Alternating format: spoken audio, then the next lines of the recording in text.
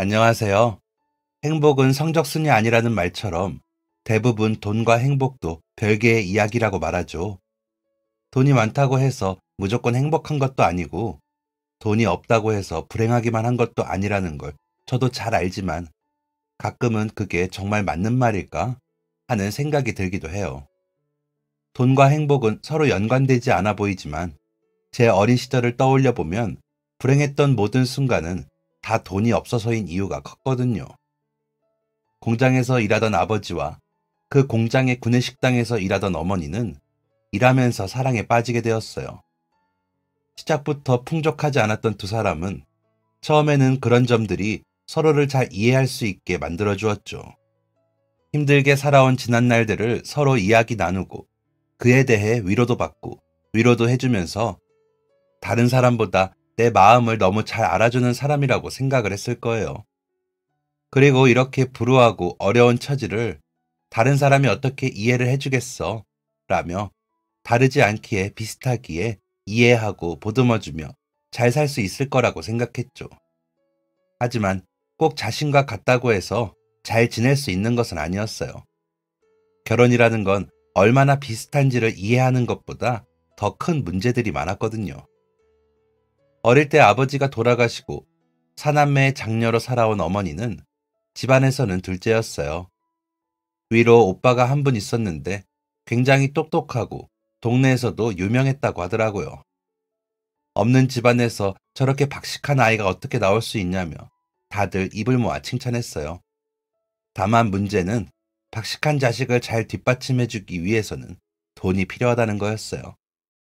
특히나 첫째 아들이 잘 되기를 바랐던 어머니의 어머니, 그러니까 저희 외할머니는 없는 살림이지만 빚을 내서라도 아들을 공부시키기 위해 애쓰셨다고 해요. 그러다 보니 자연스럽게 그 회생을 감내해야 하는 것은 남은 자식들이었죠. 특히 그 중에서도 나이 차이가 많이 나는 어린 동생들을 제외하고는 부담을 같이 져야 하는 사람은 어머니뿐이었어요. 그러다 보니 고등교육, 대학 교육을 받은 오빠와는 달리 어머니는 초등학교도 제대로 졸업하지 못한 채 남의 집 살이부터 공장의 직원, 각종 시설들의 구내식당까지 돈을 벌기 위해 전전했어요. 한 번도 내 꿈을 찾아본 적도 내가 원하는 것을 해본 적도 없이 그저 돈을 벌어 시골에 있는 집에 붙이고 오빠가 대학을 무사히 마치기를 자신의 어머니와 어린 동생들이 배를 굼지 않기를 바랄 뿐이었죠. 너무나 어릴 때부터 그렇게 살아오다 보니 이 상황이 잘못되었다는 생각도 벗어나야겠다는 생각도 제대로 하지 못하셨다고 해요. 그저 나는 이렇게 사는 게 맞고 앞으로도 집안의 빚을 해결하고 나이든 어머니를 더 고생시키지 않기 위해서는 자신이 돈을 벌어야 하는 게 맞다고 생각하셨죠. 하지만 아버지를 만난 후 무언가 달라지기 시작했어요. 어머니는 아버지를 만나고 사랑에 빠지면서 결혼이라는 게 하고 싶어졌거든요. 자신의 인생에서 처음으로 남들이 아닌 자신을 위해 살고 싶어졌던 거예요. 아버지와 함께 결혼하고 아이를 꾸리고 자신이 번 돈으로 자기 가족들을 먹여 살리고 싶었던 거죠. 그래서 오빠가 대학 졸업을 하자마자 어머니는 집안과의 연락을 끊었어요. 하지만 마음이 약했던 사람이었던 터라 마지막으로 자신이 그동안 모은 돈의 거의 전부를 외할머니에게 보내드리고는 이제 결혼을 해서 가정을 꾸릴 거니 앞으로 집안을 책임지는 것은 오빠의 몫이라며 단호하게 연을 끊었다고 하시더라고요. 그 후 아버지와 결혼했어요. 아버지 역시 자신의 아버지, 그러니 저희 친할아버지가 어릴 때 돌아가시고 어머니를 모시고 살고 있었어요. 친할아버지가 돌아가실 때 사고로 다른 형제들도 세상을 떠났고 가장 막내로 할머니의 뱃속에 있던 아버지만 세상에 남겨졌죠. 그래서인지 저희 할머니는 늘 아버지에 대한 마음이 애틋했어요. 아비 사랑을 한 번도 받아보지 못한 자식이라며 언제나 안타깝게 여기셨죠. 아버지를 키우면서 식당 일까지 하셨어야 했기에 할머니는 늘 아버지에게 부모로서 가족으로서의 온전한 사랑을 다 주지 못했다며 자기 잘못이 크다고 마음 아파하시고는 했어요. 결혼 후 어머니는 아버지와 할머니가 살던 집으로 들어왔어요. 좋은 집은 아니었지만 넉넉한 형편이 아니라 따로 신혼집을 구할 돈이 없었거든요. 그래서 집을 구할 돈을 모으는 동안만 할머니의 집에서 함께 살기로 했죠. 생활비는 늘 부족해도 세 사람은 나름대로 행복했어요. 그리고 결혼한 지 1년 후 제가 생겼고, 어머니는 일하던 공장의 구내식당을 그만두고 할머니의 식당에서 일을 시작했어요. 몇 달 후 제가 태어났고, 할머님도 부모님도 무척이나 기뻐하면서 저를 맞이해 주셨죠. 행복할 것만 같던 세 사람의 인생에 균열이 가기 시작한 것은 아이러니하게도 제가 태어난 이후부터였어요. 아이를 낳고 나니 당장 들어가야 할 돈이 생각보다 많았거든요. 돈을 모아 집을 얻겠다는 두 사람의 꿈도 더 이상 유효하지 않았어요. 아이를 키우는데도 돈이 많이 들고 또 일을 하며 아이를 돌보기가 쉽지 않아 할머니의 도움이 필요했거든요. 그러다 보니 생활은 날이 갈수록 빠듯해지고 엎친 데 덮친 격으로 아버지의 공장에서 대규모 구조조정이 일어나면서 인원을 급하게 감축시켰는데 그중 아버지도 포함돼서 일자리를 잃고 말았어요.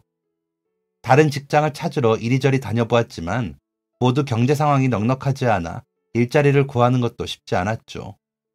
그래서 어쩔 수 없이 인력사무소를 찾아 그나마 할 수 있는 일들을 찾아 나섰어요.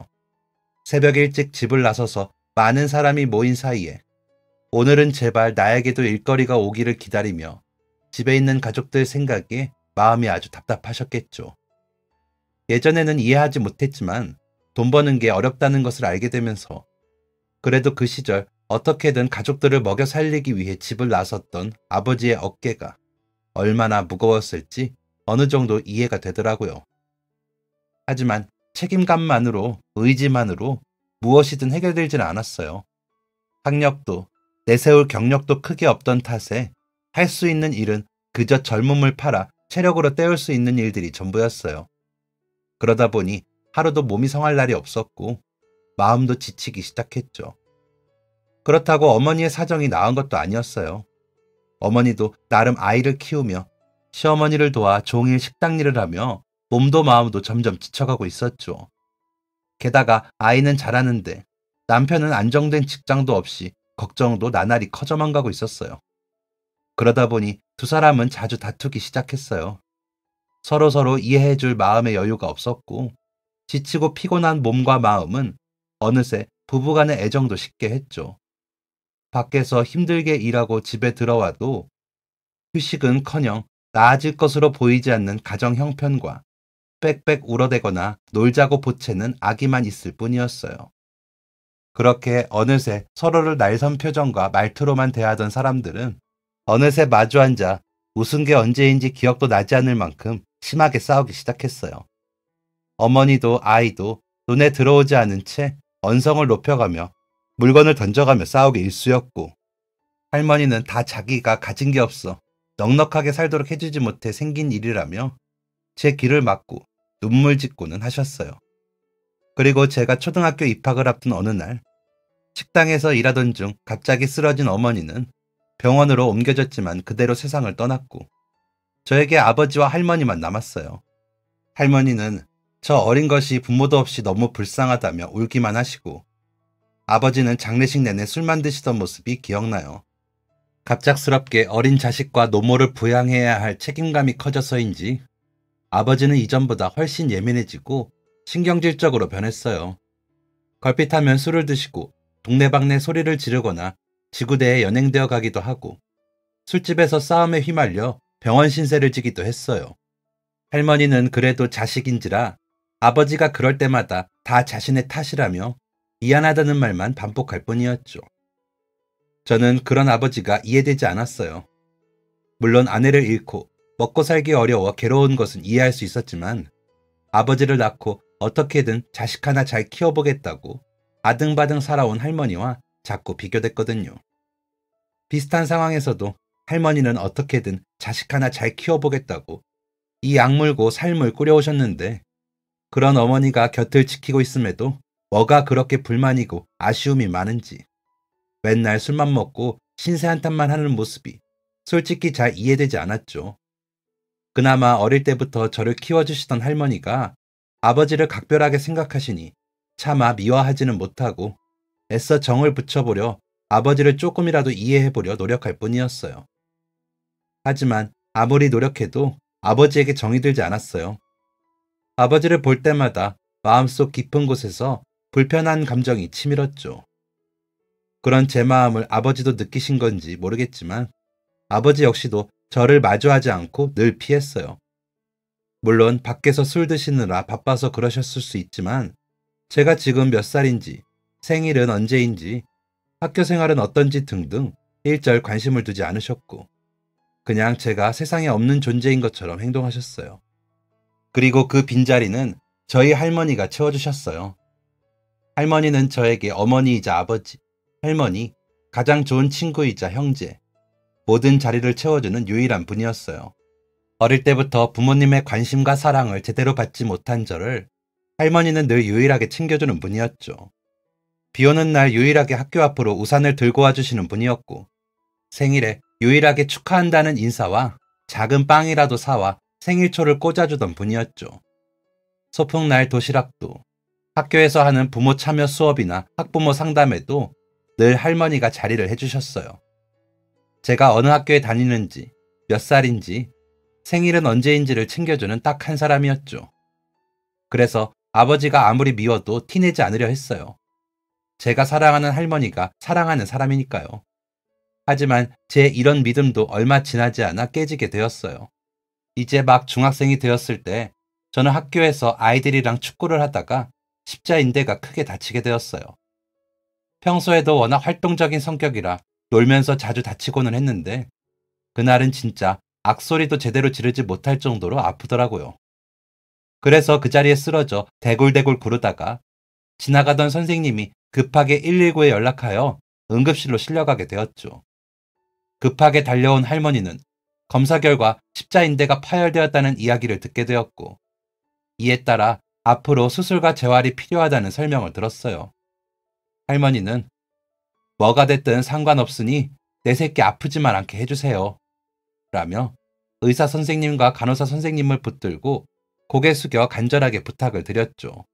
그 후 일하느라 뒤늦게 연락받고 온 아버지는 수술비와 입원비, 치료비를 뜯더니 인상이 구겨졌어요. 한숨을 푹푹 내쉬면서 앉아서 공부나 얌전히 할 것이지 왜 축구는 한다고 나대서 이런 사달을 만드냐? 라고 하며 소리를 지르시고 저를 때리려고 손을 드시자 그 앞을 할머니가 막아서면서 가뜩이나 아픈 애한테 왜 이러냐? 쟤도 자기가 다치고 싶어서 다쳤겠냐? 가장 아픈 건 지금 본인일 텐데 아버지가 되어서 어떻게 애를 아프다고 때리려고 하냐? 면서 소리치셨죠. 아버지는 그래도 분이 풀리지 않았는지 마치 용이 콧김을 뿜듯이 씩씩거리며 콧김을 내시더니 에이씨, 역시 재수없는 년 아들이라 재수가 없네. 라고 저를 바라보며 싸늘한 표정을 짓더니 병실을 나가버렸어요. 그리고 얼마 뒤 수술을 마치고 나와 병실에 누워있는데 몽롱하고 아득한 정신 사이로 훌쩍이는 울음소리가 들렸어요. 저는 겨우겨우 눈을 떠 옆을 봤는데 할머니가 울고 계시더라고요. 무슨 일인지 여쭤보고 싶었는데 아직 정신이 제대로 차려지지 않아 저는 할머니가 우는 소리만 듣다가 다시 잠이 들었어요.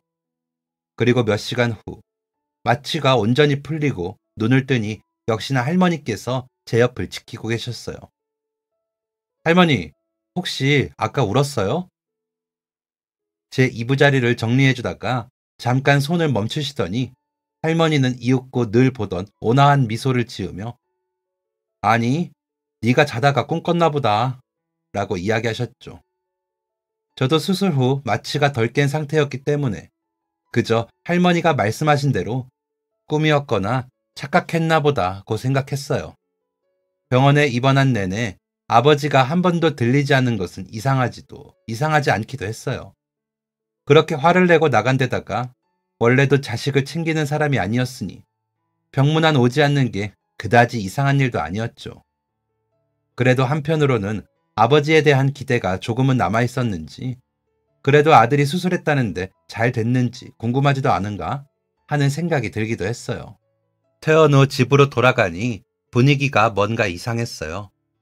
늘 현관 앞에 놓여있던 아버지 신발도 지금쯤이면 잔뜩 쌓여 있어야 할 술병도 눈에 보이지 않았거든요. 그리고 아버지 때문에 항상 집안에서 나던 술 냄새도 전혀 나지 않았어요. 마치 며칠은 아무도 집에서 술을 마시지 않은 듯 청소를 해도 늘 조금은 남아있던 알코올 향도 흔적을 찾을 수 없었죠. 이상하다는 생각이 들어 방으로 들어가 봤는데 여전히 아버지의 흔적은 전혀 찾을 수 없었어요.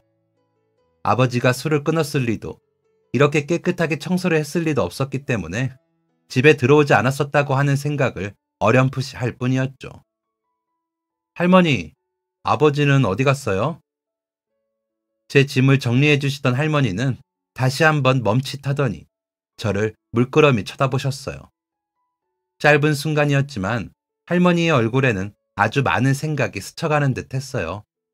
복잡한 표정과 흔들리는 눈동자, 그리고 입술을 달싹이지만 쉽게 말을 시작하지 못하는 모습에 저는 다시 한번 되물으려다 천천히 답을 기다렸어요. 한참을 복잡한 얼굴로 입술을 달싹이기만 하던 할머니는 이윽고 결심한 듯 아버지는 멀리 일하러 가셨다 라고 했어요. 부모니까 어떻게든 제 병원비를 내주겠다며 먼 곳에 돈을 많이 준다는 일이 있어 갔다고 하더라고요. 그럴 리가 없는 분이라는 것을 알면서도 저도 어렸고 여전히 아버지에 대한 기대와 약간의 애정이 남아있던 터라 그 말을 믿으면서 아버지에게 고맙다는 생각이 들었어요.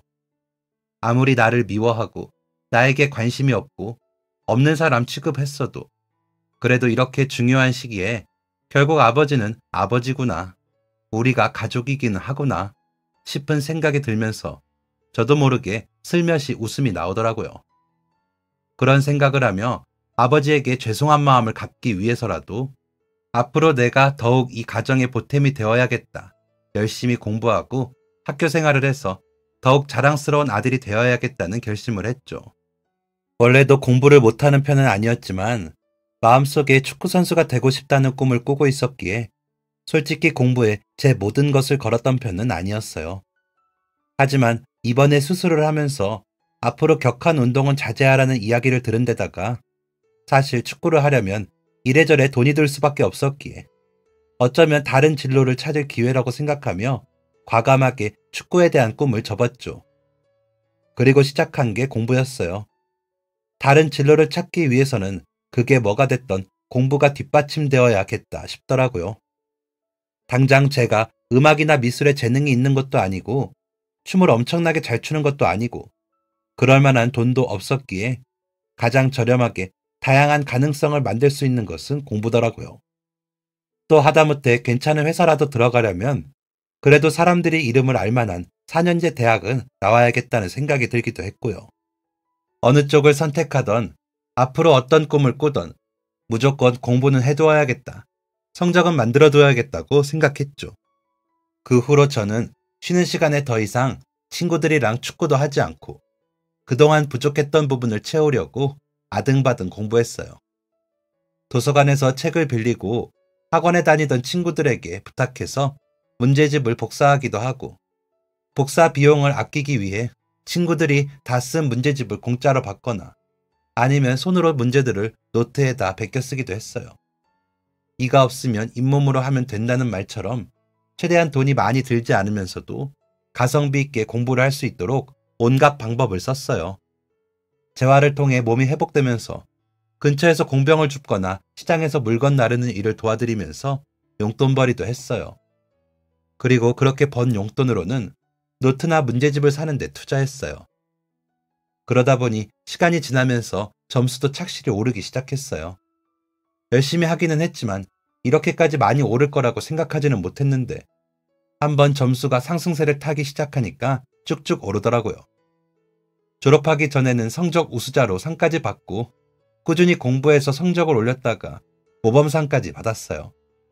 선생님들도 다들 대단하다고 입을 모아 칭찬하시고 주변 친구들도 부러워하기도 하고 대단하다고 이야기하기도 했죠. 그때까지도 저는 아버지가 저를 위해서 돈을 벌러 가셨다고만 생각했어요. 그래서 이렇게 달라진 모습, 더 발전하고 성장한 모습을 아버지에게 보여드리면 좋아하시겠지 라며 성적표랑 상도 다 모아두었죠. 어느 날 집으로 돌아왔는데 할머니께서 그날 은행에 가신다고 하셨는데 급하게 나가셨나 봐요. 방문도 열려있고 서랍장도 다 열려있더라고요. 물건도 바닥에 막 꺼내져 있길래 본 김에 제가 대신 정리해드리면 좋겠다 싶어서 할머니 방으로 들어갔어요. 그리고 꺼내진 짐을 정리하는데 서랍장 안에 메모지가 접힌 것이 눈에 들어오더라고요. 평소라면 신경 쓰지 않고 그냥 정리하고 문을 닫아버렸겠지만 그날따라 이상하게 그 종이가 자꾸만 눈에 들어왔어요. 그래서 할머니의 허락도 구하지 않고 몰래 접힌 종이를 열어봤는데 깜짝 놀랐습니다. 편지는 아버지가 쓰신 거였거든요. 그리고 그 편지는 그동안 할머니가 이야기해 주신 것과 달랐어요. 먼 곳으로 일하러 가신 줄만 알았는데 그것과는 전혀 다르게 그냥 집을 나가는 거였어요. 편지에는 더 이상 희망도 없고 돈 벌어와도 나아질 기미가 없다는 집구석에서 미래도 없고 더 살고 싶지도 않다면서 떠난다고, 다시는 자기를 찾지도 찾을 생각도 하지 말라고 적혀 있었죠. 저는 그 몇 문장 되지 않는 편지를 읽고 또 읽고 또 읽었어요. 분명 어려운 말도 아니었고 긴 글도 아니었는데 도저히 이해할 수가 없었거든요. 납득할 수 없었다는 표현이 더 맞을 것 같기도 하네요. 물론 아버지가 가장으로서의 책임감으로 부담을 느끼셨을 수 있어요. 돈 버는 게 힘들게 느껴졌을 수도 있죠. 하지만 아버지가 벌어온 돈은 대부분 자기 술값으로 탕진했고 우리 집의 생계는 할머니가 유지하고 계셨다고 해도 과언이 아니었어요. 그나마도 언젠가부터 매일 일하러 가시던 것도 아니고 일주일에 몇 번 일하고 오셔서는 쥐야장천 술만 드신 게 전부였는데 생계를 책임지는 게 힘들어서 집을 나가다니. 집을 나가더라도 생활력 없는 아들을 키우느라, 엄마도 없는 손주를 엄마 노릇까지 해가며 키우느라 힘드실 할머니가 나가셔야지 대체 이게 무슨 상황인가 싶었어요. 종이를 읽고 또 읽는데 눈물도 나지 않더군요. 너무 화가 나고 기가 차서 말도 제대로 나오지 않았고 편지를 쥐고 있는 제 손은 화가 나서 부들부들 떨리기까지 했어요. 그럼 그동안 할머니는 아버지 대신 제 병원비랑 수술비를 내주시고 병간호까지 해주셨던 거예요. 그리고 혹시나 아이가 자신의 아버지를 미워할까봐 거짓말까지 하셨고요. 아버지가 말도 없이 집을 나간 후로 홀로 저를 책임지셔야 했기에 경제적 부담도 심적 부담도 더 커지셨을 텐데 저를 위해서 또 자기 아들을 위해서 그 모든 것을 비밀로 가슴에 묻고 감내하셨던 거죠. 그런 생각이 드니 할머니가 너무 안타깝고 가여워서 그제야 눈물이 났어요. 그래도 자식이라고 미움받지 않았으면 싶고 그래도 손주가 자신의 아버지를 미워하며 자라지 않았으면 싶어 혼자 얼마나 소가리를 하셨을까 마음이 아프더라고요. 그리고 부모의 의무도 자식으로 해야 할 도리도 모두 팽개치고 포기한 채 자신만 생각하는 이기적인 아버지가 너무 미웠고 증오스럽기까지 했어요. 저는 아무 일도 없었다는 듯 편지를 다시 제자리에 두고 집을 나갔어요. 무작정 동네를 걷고 또 걷다가 발길이 닿은 곳은 할머니가 운영하는 식당이었어요. 나이도 있고 평생을 식당 일을 하며 사셨기에 할머니는 손목, 허리, 발목, 무릎 어디 하나 성한 곳이 없었어요. 오늘도 여전히 손목과 무릎에는 파스를 붙이고 음식을 만들고 나르면서 힘이 드신지 자꾸만 허리를 주먹으로 통통 두드리면서 문질문질 하시는 할머니의 모습을 보니 눈물이 앞을 볼 수 없을 정도로 쏟아졌어요. 저렇게 힘들게 저를 거두시면서도 티 한 번 내지 않고 돌봐주신 할머니를 위해서라도 꼭 성공해야겠다는 생각이 들었어요. 무조건 무슨 일이 있어도 나는 성공해야겠다. 그래서 우리 할머니 호강시켜 주어야겠다고 그날 저는 이를 악물고 주먹을 꼭 쥐고 가슴을 퍽퍽 치면서 결심했습니다. 다음 날부터 저는 동네를 수소문해서 제가 일할 만한 곳이 있는지 물었어요. 우선 고등학교 입학 전까지 방학이라 시간도 많았기에 아침에는 주변 아파트를 돌면서 우유 배달하고 낮에는 근처 시장에서 원단 배달을 도왔어요. 그리고 오후에는 시내 쪽에 있는 패스트푸드점에서 아르바이트를 했죠. 그렇게 하루에 두세 개의 일을 하면서 열심히 돈을 모았어요. 그리고 온종일 일하면서도 틈틈이 공부를 놓지 않았죠. 화장실 가는 시간, 밥 먹는 시간에도 무조건 책을 들여다보고 원단 배달을 하면서도 주머니에 단어장을 챙겨 타고 가는 차 안에서도 외우고 원단을 나르면서도 중얼중얼 단어를 외웠어요. 패스트푸드점 아르바이트가 끝나면 꽤 늦은 저녁 시간이었는데 일부러 교통비를 아끼려 40분 정도 되는 거리를 집까지 걸어 다녔어요. 그리고 그 걷는 시간 동안 단어장이나 수학 공식을 작은 노트에 적어 다니면서 공부를 했죠. 무조건 좋은 성적을 유지해야 앞으로 대학에 가서도 장학금을 탈 수 있다고 생각했기에 할머니 고생시키지 않고 명문대 가서 대기업에 입사하려면 무조건 1등을 해야 한다는 목표를 가지고 있었거든요. 고등학교에 올라가고 나서는 학교 다니는 시간 때문에 방학 때만큼 아르바이트를 할 수는 없었지만 그래도 새벽 우유 배달과 저녁 패스트푸드점 일은 그만두지 않고 계속했어요. 오히려 패스트푸드점은 일머리도 좋고 성실하다며 스케줄을 늘려준 덕분에 학교가 끝나자마자 저녁 10시 전까지 일을 했어요. 그리고 주말에는 근무 시간을 여유롭게 받을 수 있어서 원단 가게 일을 그만두었지만 그래도 비슷하게 방학 때 벌었던 수입을 유지할 수 있었죠. 고등학교에 올라가고 나서도 꾸준히 아르바이트 하던 저는 여전히 교통비도 아끼고 공부할 시간도 확보할 겸 집까지 걸어 다녔어요. 그런데 어느 날부터 제가 늘 다니던 길이 도로공사에 들어가면서 다니기 불편해져서 조금 더 먼 곳을 돌아서 가야 했어요. 오히려 공부 시간도 더 늘어나서 좋다고 생각하며 다니는데 그 길에서 우연히 할머니 한 분을 만나게 되었어요. 걸어가는데 뒤쪽에서 덜그럭거리는 소리가 들려 돌아보니 저희 할머니랑 연세가 비슷하실 듯한 분께서 깡마른 몸으로 자기보다 큰 리어카를 힘들게 끌고 계시더라고요. 깜짝 놀라 그분에게 달려가 보니 커다란 리어카에는 여기저기서 힘들게 모으신 듯한 폐지가 실려 있었어요. 할머니, 무거우시죠? 제가 도와드려도 될까요? 저는 본인 체중보다 몇 배는 더 나가 보이는 리어카를 낑낑거리면서 끌고 있는 모습이 안타까워 달려가서 여쭤봤어요. 그랬더니 아이고, 젊은 친구한테 그런 민폐를 끼칠 수 있나? 라고 하시더라고요. 저한테 괜한 고생을 시킬까봐 미안해서 그렇게 말씀하시는 듯하여 저는 괜찮다고, 안 그래도 일부러 운동하려고 걸어가고 있었는데 잘 됐다며 뒤에서 리어카를 밀어드렸어요. 그러자 할머니는 이거 미안해서 어떡하냐며 정말 고맙다고 하시더라고요. 생각보다 리어카의 무게가 꽤 되는데 저렇게 작고 여린 몸으로 어디서부터 가지고 오신 건지 너무 힘드셨겠다는 생각이 들었어요. 그리고 이 늦은 시간까지 폐지를 줍기 위해 주변을 돌아다니셨을 모습을 생각하니 할머니도 힘들고 어렵게 사시나 보다 생각이 들면서 마음이 안 좋더라고요. 저는 리어카를 끌어들이며 이런저런 이야기를 나누었어요. 학교 끝나고 아르바이트하고 있는 거랑 부모님이 안 계셔서 할머니와 살고 있고 그래서 지나가면서 리어카를 끄시는 모습을 보니 저희 할머니가 생각나서 그냥 지나칠 수 없었다 등등 이런저런 이야기를 했어요. 할머니도 집이 이 근처인데 요즘은 폐지가 많이 나오지 않고 단가도 이전보다 낮아져서 많이 구하기 위해 더 먼 곳까지 다니고 계신다며 오늘도 옆 동네까지 가서 폐지를 줍고 오시는 길이라고 했어요. 이런저런 이야기를 나누다 보니 금세 할머니의 집 근처에 도착했어요. 판잣집이라고들 많이 부르는 언덕길 아래쪽에 벽도 아닌 쇠붙이 같은 판으로 얼기설기 지어진 집이었죠. 할머니는 여기까지 도와줘서 정말 고맙다며 뭐라도 주고 싶다고 잠시만 집 앞에서 기다리라고 했어요. 그러더니 집 안으로 들어가 젤리 한 봉지를 가지고 나오시더라고요. 웬 젤리냐고 여쭤보니 얼마 전 자원봉사 하는 분들이 선물 꾸러미라면서 가져다 주었는데 자신은 이빨이 좋지 않아 이런 걸 시원하게 씹을 수 없어 그냥 두었다며 마침 잘 됐다고 하시면서 별거 아니지만 공부할 때 먹으라고 하셨어요.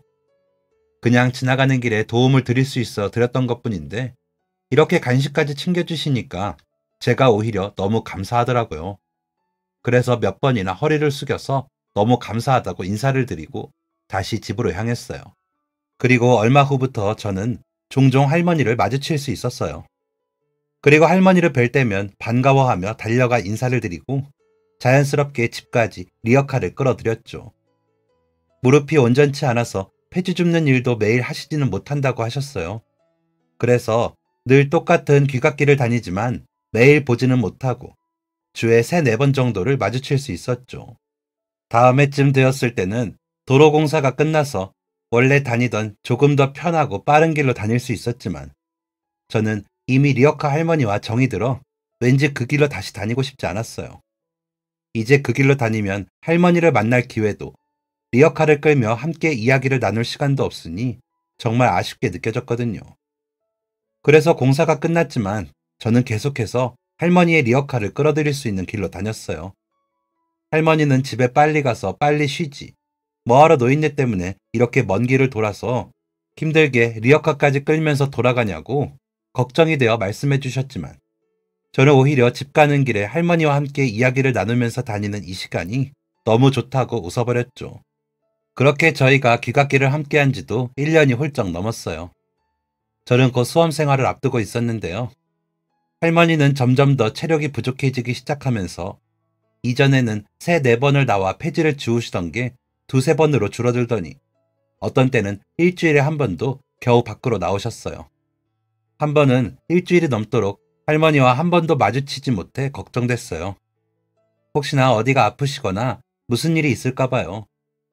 처음에는 하루만 더 기다려보지 싶었는데 열흘이 넘어가니까 크게 걱정이 됐어요.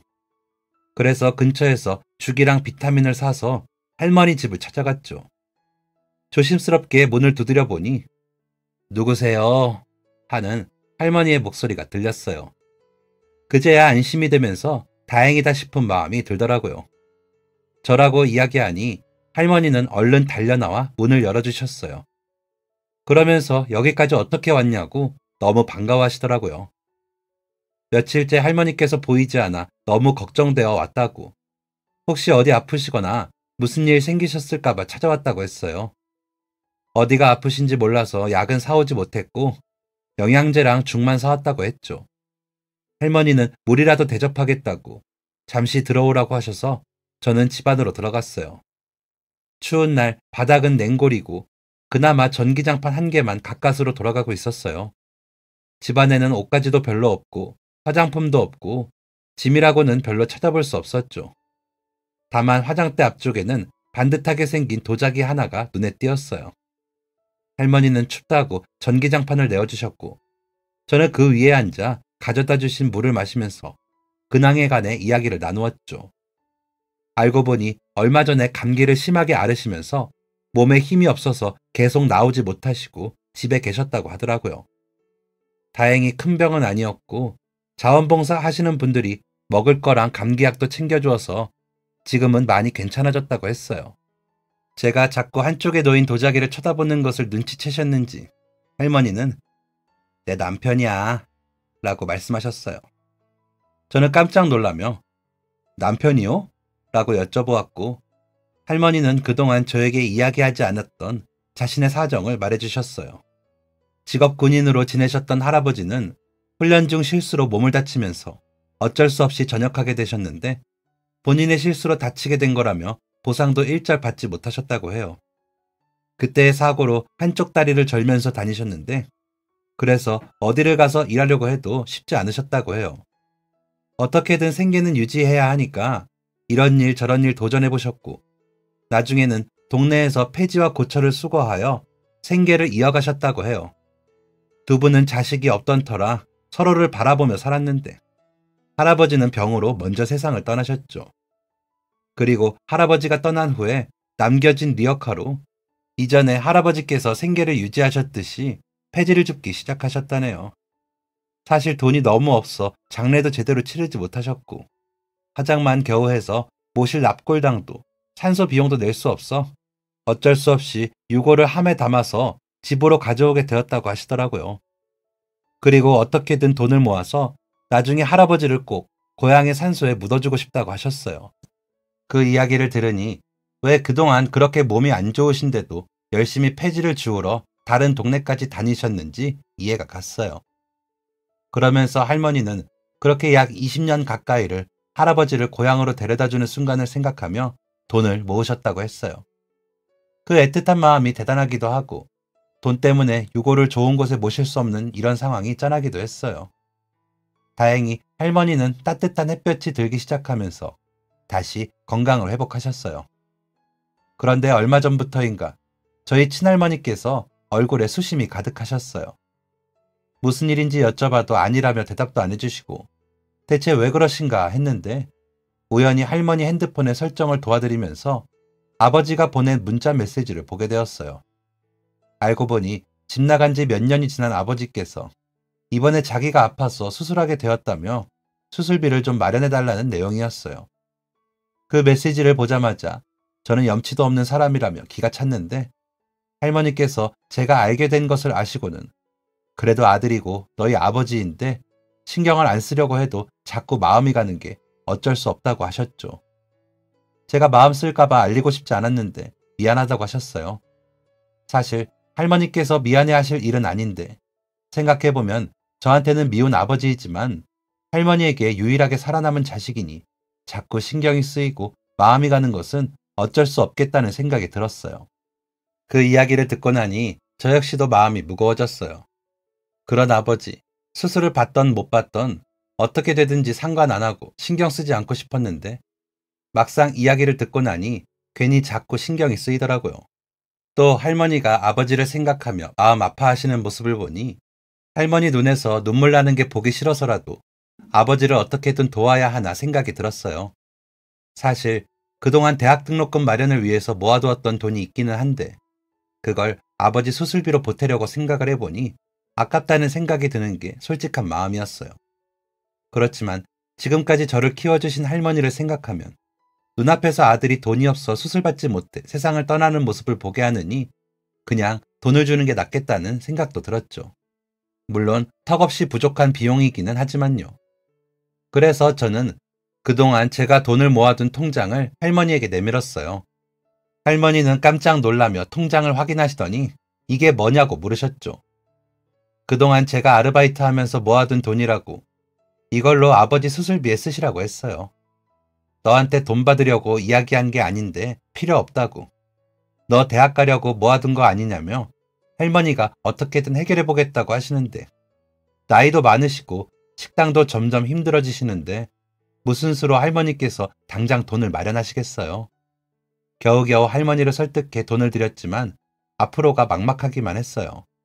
이래저래 마음이 무겁고 생각이 많아지다 보니 리어카 할머니를 만나면서도 어느 순간 말수가 급격히 줄어들었어요. 그런 제 모습이 걱정되셨는지 어느 날 할머니께서 무슨 일이냐고 물어보시더라고요. 저는 별일 아니라고 그냥 넘어가려고 했는데, 할머니는 마음속에 무거운 이야기는 누군가와 나누기만 해도 가벼워질 수 있다며 젊은이가 속에만 담아두지 말고 이렇게 들어줄 사람이 있을 때 시원하게 터놓고 이야기해보라고 했어요. 저는 한참을 망설이다가 사실 할머니 말씀처럼 어딘가에라도 이야기할 곳이 필요했기에 그동안의 일들을 이야기했어요. 사실 그냥 부모님이 안 계신 게 아니라 아버지가 중학생쯤 제가 다리를 다치면서 더 이상 자기 돈 들이기 싫다며 집을 나가신 것과 그 후로 할머니께서 저를 키워주신 것, 그리고 얼마 전 몸이 아파 수술을 해야 한다며 수술비를 좀 달라고 연락한 일들을 이야기했어요. 그리고 여전히 아들을 애틋해 하시는 할머니의 모습을 보는 게 마음이 아파 그동안 등록금을 위해서 모은 돈을 수술비로 보태 쓰라고 드렸다고 했죠. 리어카 할머니는 한참을 제 이야기를 듣더니 말없이 손을 잡아주셨어요. 그동안 참 고생 많았다며 이 어린 나이에 그렇게 무거운 삶의 무게를 들고 있느라 얼마나 힘들었냐고. 그래도 이렇게 반듯하게 자라주어 너를 길러주신 할머니도 자랑스럽고 뿌듯하겠다고 해주셨어요. 그 이야기를 들으니 저도 모르게 눈물이 나왔어요. 사실 남들보다 치열하게 살았던 게 조금 힘들기도 했고 지치기도 했었어요. 마음속으로 나도 좋은 가정에서 태어났다면 이런 고생하지 않았어도 될 텐데 세상을 원망한 적도 있었어요. 그리고 무엇보다 내가 잘하고 있다고, 이 정도면 정말 훌륭한 거라고 누군가 알아주기를 조금 기대했던 것도 있던 것 같아요. 그리고 모든 마음을 할머니께서 알아주신 것 같아 여러 해 동안 참아왔던 눈물이 터진 듯 했죠.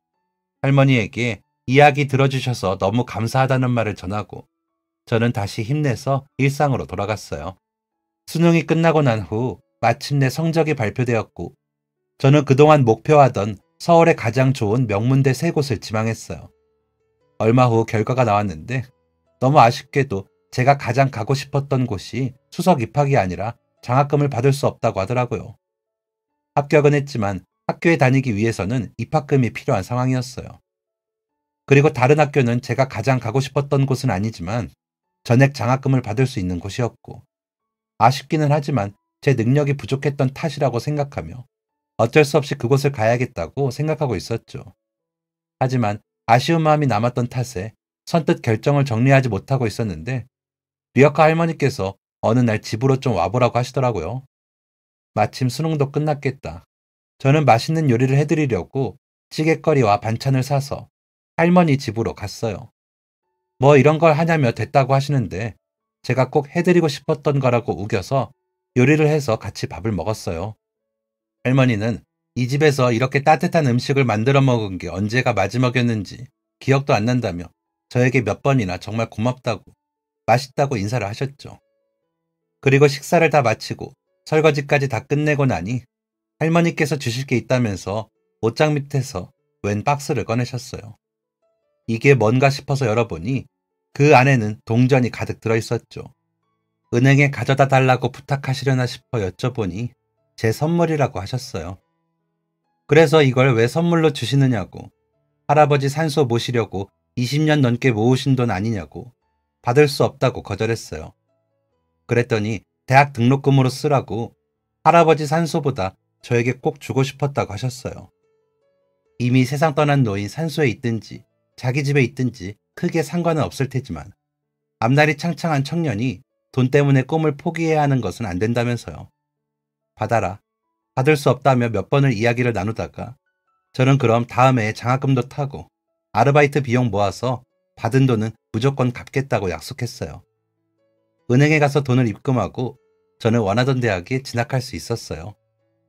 그리고 첫 학기부터 다른 친구들은 놀기 바빴지만 저는 장학금만을 목표로 하며 이 악물고 공부했어요.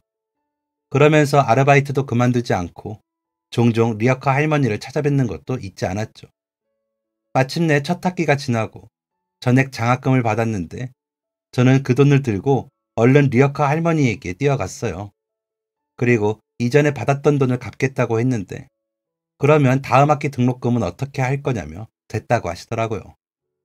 애초에 돌려받으려고 주었던 것도 아니라고 단호하게 말씀하시는데 결국 그 돈은 갚지 못한 채 다시 돌아왔어요. 그 후에도 저는 전학기 장학금을 받으며 우수한 성적으로 대학을 졸업했고 저희 과에서 가장 많은 사람이 가고 싶어 하던 회사로 입사를 하게 되었어요. 한국에서 손에 꼽는 대기업이라서 그런지 초봉부터 꽤 높은 수준이더라고요. 그래서 첫 월급을 받자마자 그동안 아르바이트를 하며 모아둔 돈과 합쳐서 저는 예전에 할머니에게 들었던 할아버지의 고향에 산소짜리를 알아보러 갔어요. 분명 돈으로 드리면 안 받겠다고 하실 게 뻔했기 때문에 일단 자리부터 알아보자 싶더라고요. 그리고 괜찮은 자리를 발견했고 계약한 후 할머니에게 이 사실을 알렸어요. 할머니는 뭐하러 돈 벌어서 쓸데없는 짓을 했냐면서 월급 받으면 너 좋아하는 거 사고 좋은 옷 해입고 하지, 괜한 짓을 했다고 뭐라 하시더라고요.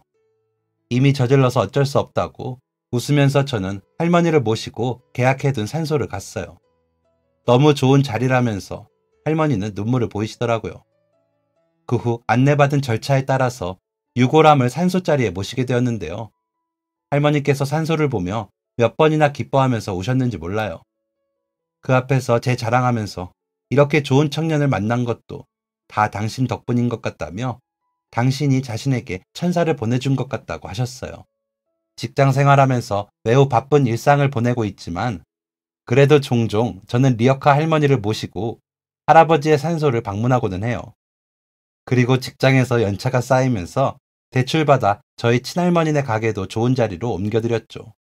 할머니는 맨날 손주에게 받기만 한다며 자기가 못나서라고 하시지만 사실 제가 이 자리에 올 수 있었던 것은 부모님 대신 키워주신 할머니가 있었기에 포기하지 않고 엇나가지 않고 바르게 자랄 수 있던 거였어요.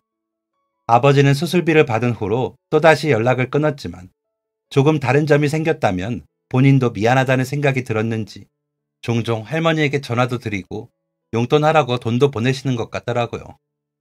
아직 저희 사이에는 풀어야 할 사연들도 많이 남았고 돈 때문에 저를 버리고 갔던 아버지를 완전히 용서할 수 있을지도 모르겠지만 그래도 이전보다 마음이 한결 편해진 듯해요. 저에게는 이제 모셔야 할 할머니가 두 분이나 있기 때문에 회사 생활도 이전보다 더 열심히 하면서 돈을 벌고 있는데요. 또 한편으로는 제가 의지할 수 있는 어른이 두 분이나 있기에 사실 세상 두려울 게 없기도 해요. 언제나 제 곁에서 든든하게 제 편이 되어줄 두 할머니가 계셔서 위로와 힘이 될 때가 더 많거든요. 바람이 있다면 앞으로 두 분이 건강하게 오래오래 사시면서 아직 남은 효도 더 많이 받으셨으면 좋겠어요. 지금까지 사연 들어주셔서 감사합니다. 사연이 재밌으셨다면 구독과 좋아요를 눌러주세요. 감사합니다. 안녕히 계세요.